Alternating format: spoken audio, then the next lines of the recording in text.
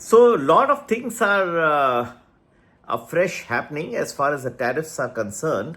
The appeal of the administration, the Trump administration, to the Supreme Court has been made,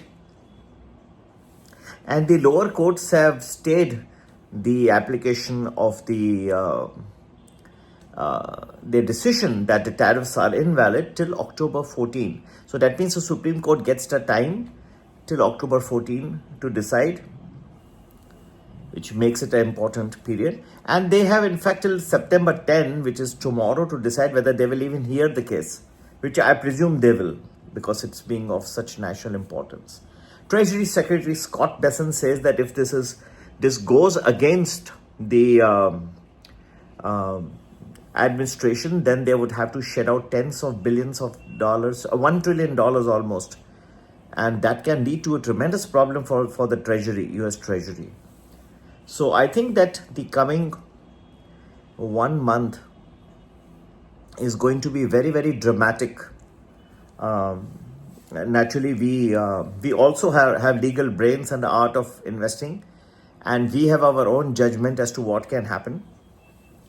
So this, compared with the tremendous outcry that has been happening over so many months over imposing tariffs, and this being the cornerstone of the Trump administration, this means that this decision of the Supreme Court will be very, very vital as far as the rest of the Trump term is concerned. Secondly, we hear that Israel has now attacked Hamas in Qatar. That means other nations are also now getting involved in the picture. That's not a very good thing. And some more aerial bomb has killed over 20 people in Ukraine. That means this war is also not ending. And there is a risk of secondary sanctions that the Trump administration may now impose. भाई और बहनों, all in all news अच्छी नहीं आ रही चारों ओर से. अगर Trump साहब ये टैरिफ का केस हार जाते हैं सुप्रीम कोर्ट पे, तो ये भी बहुत भारी पड़ सकता है उनके लिए, और उनको $1 ट्रिलियन से ज़्यादा अगर अमेरिकी सरकार को वापस करना पड़ता है तो ये भी कठिन पीरियड हो जाएगा. दूसरी बात, ट्रेजरी पूरा फिर खाली, फिर से वो पैसे आए कहाँ से? जो इतनी मेहनत कर रहे थे वो मेहनत अब फिर और कुछ करेंगे. एक तो ये, तो दूसरा तो ये हमास के ऊपर फ्रेश अटैक इजराइल का हुआ, इस बार कतार में हुआ है, तो अब दूसरे देश भी इन्वॉल्व होने, तो वर्ल्ड वॉर की तरफ जा रहा है धीरे धीरे. हाँ, ये तो आप मानेंगे मेरे से, अनफॉर्चुनेट है. खैर, इसके बीच में मार्केट ऊपर चलेगा. उस वक्त आपके शेयर बेयर को इसलिए कह रहा हूँ, ये सिप बिप जो है मेथड ये छोड़ दीजिए, ये आज चलेगा नहीं. ये वातावरण जो है, अब तो हर कंट्री देखो तो आप सूर्य विश्व में हर कंट्री, चाइना है वो ताइवान के ऊपर तैयार है, लगभग धीरे धीरे करके देखिए. यूरोप में भी कुछ मजा नहीं रहा, और अब यूके में फ्रीडम ऑफ स्पीच को ये निचोड़ा जा रहा है. तो everywhere this is spreading now.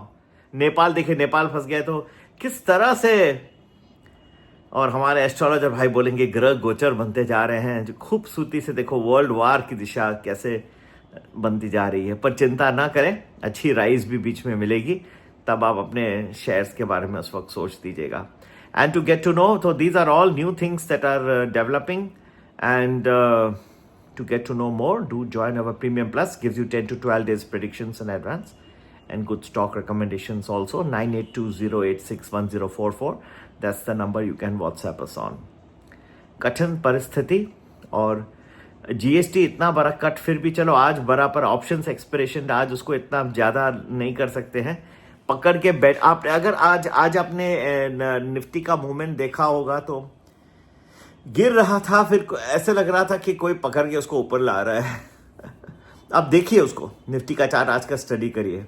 अगर आप टेक्निकल हैं तो भी आप समझ जाओगे, और नॉन टेक्निकल वे में देखोगे गिर रहा था, फिर ऐसा लग रहा है कोई पकड़ के उसको फिर से ले रहा है ऊपर. ऑप्शंस एक्सपिरेशन की यही कयामत होती है या करामत होती है, जैसे आप देखना चाहें. इस दिन ऐसे ही है, जो बिग प्लेयर्स है वो एक लेवल को पकड़ के उसी को इस ऑप्शन चेन से संभाल में आ तो जाता है, लेकिन फिर भी वो अपना रूप जो है लास्ट मिनट में चेंज कर ही लेते हैं. चलिए, फिर संपर्क करिएगा, और अच्छी बातें आपको मैं बताऊंगा.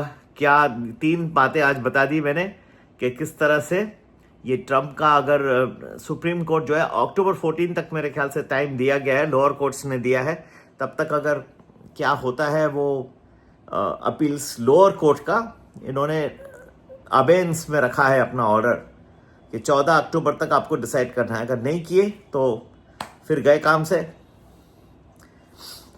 और अगर किए उनके फेवर में तो फिर तो ठीक है, बल्ले बल्ले ट्रम्प साहब के लिए, और नहीं किए उनके फेवर के अगेंस्ट गया तो $1 ट्रिलियन उनको अपने खीसे से निकाल के अंकल सैम को वापस करना होगा, इंपोर्टर्स को, और ट्रेजरी फिर खाली हो जाएगी 1 ट्रिलियन से, वो भी अच्छी बात नहीं।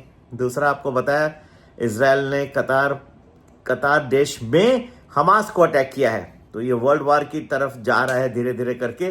तीसरा देखें तो रशिया और एक बार यूक्रेन में 20 लोग फिर पेंशन लेने के लिए बेचारे बूढ़े लोग खड़े थे, वो भी गए।